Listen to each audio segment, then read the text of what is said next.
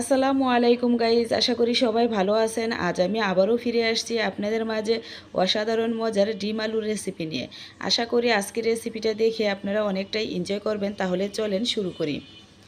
প্রথমত আমি ডিম আলু রান্না করার জন্য এখানে আমি 4টা ডিম সিদ্ধ করে নিচ্ছি। আর ডিমগুলো সিদ্ধ করার সময় অবশ্যই এভাবে নেড়ে দিবেন। আর নিয়ে নিচ্ছি এদিকে কিছুটা আমি আলু এভাবে কুচি করে কেটে। আলুটা অবশ্যই আপনাদের প্রয়োজন মতো নিয়ে নেবেন। দেখেন এদিকে আমি ডিমগুলোও কিন্তু ছিলে নিয়েছি।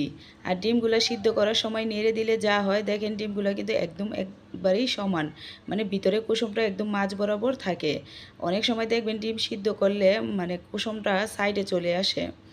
এই তো দেখতে পাচ্ছেন কুসুমটা কিন্তু একদম মাঝ বরাবর রয়েছে। আমি এভাবে প্রত্যেকটা ডিমই মাঝখান দিয়ে কেটে নিচ্ছি।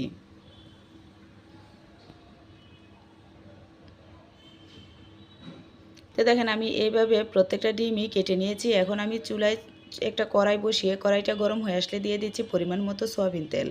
তেলটা হালকা একটু গরম হয়ে আসলে দিয়ে দিচ্ছি 1 চিমটি লবণ আর দিচ্ছি 1 চিমটি হলুদের গুঁড়া। এইভাবে লবণ আর হলুদটা যদি তেলে দিয়ে নেওয়া হয় তাহলে কড়াইতে ডিমটা ভাজার সময় লেগে যায় না, আবার ডিমের কালারটাও কিন্তু খুব সুন্দর আসে। তো তেলটা ভালোভাবে গরম করে একে একে আমি ডিমগুলো দিয়ে দিচ্ছি।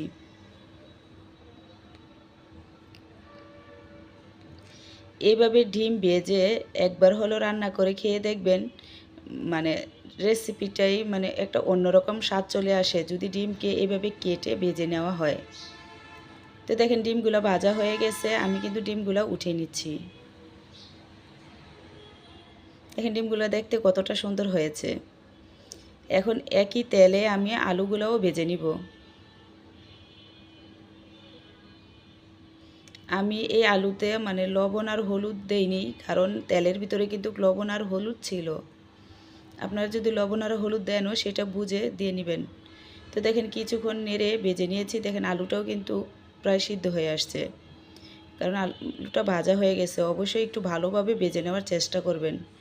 তো আলুটাকেও আমি উঠিয়ে নিচ্ছি।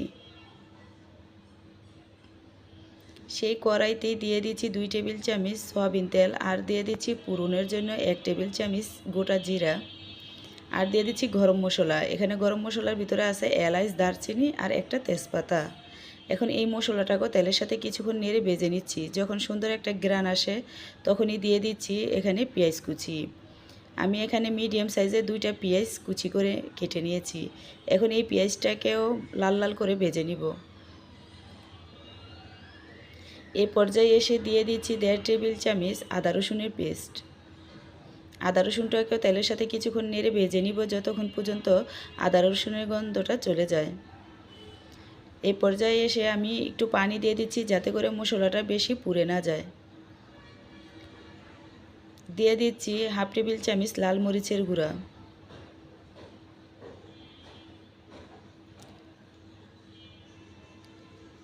আর দিয়ে দিচ্ছি 1/2 টেবিল চামচ হলুদের গুঁড়া, 1/2 টেবিল চামচ ধনিয়ার গুঁড়া, 1/2 টেবিল চামচ ভাজা জিরার গুঁড়া। এখন আমি এই মশলাটাকে ভালোভাবে কষিয়ে নিব। একটু সময় নিয়ে মশলাটা কষানোর চেষ্টা করবেন। তো দেখেন মশলাটা কিন্তু কষানো হয়ে আসছে, উপরে কিন্তু তেলটাও ছেড়ে দিয়েছে। এই পর্যায়ে বুঝতে হবে যে মশলাটা ভালোভাবে কষিয়ে গেছে। এখন দিয়ে দিচ্ছি ভেজে রাখা আলু। আলুটাও আমি এই তেল মশলার সাথে 2 মিনিটের মতো এভাবে ভেজে নিব।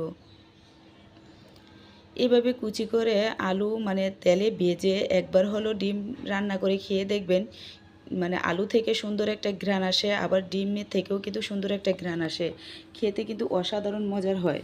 এই পর্যায়ে আমি বাটিটা ধুয়ে একটু পানি দিয়ে দিয়েছি যাতে করে আলুটা আরও একটু ভালোভাবে কষিয়ে নেওয়া যায়। এখন আমি একটা ঢাকনা দিয়ে ঢেকে 1 থেকে 2 মিনিট রান্না করে নিচ্ছি। দেখেন আলুটা কিন্তু ভালোভাবে কষানো হয়ে গেছে। তারপরেও আমি আরও কিছুক্ষণ একটু নিচ থেকে ভালোভাবে একটু নেড়ে নিচ্ছি।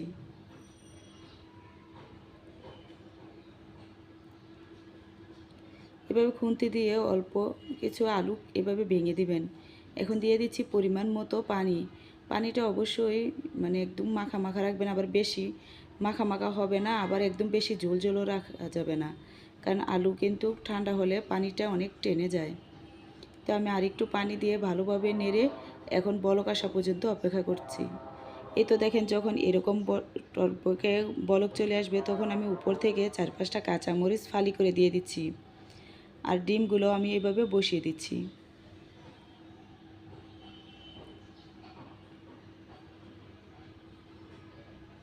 ডিমগুলো এভাবে দিয়ে আমি 2 মিনিটের মতো একদম মিডিয়াম আঁচে রান্না করে নিব।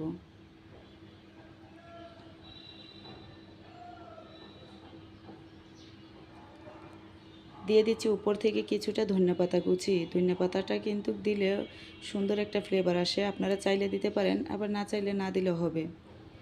এখন একদম লো আঁচে রেখে 2 মিনিটের মতো রান্না করে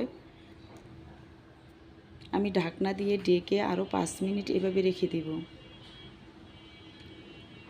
আমি কিন্তু চুলাটা বন্ধ করে দিয়েছি। দেখেন 5 মিনিট পর তরকারিটা কতটা সুন্দর আর কতটা লোভনীয় হয়েছে।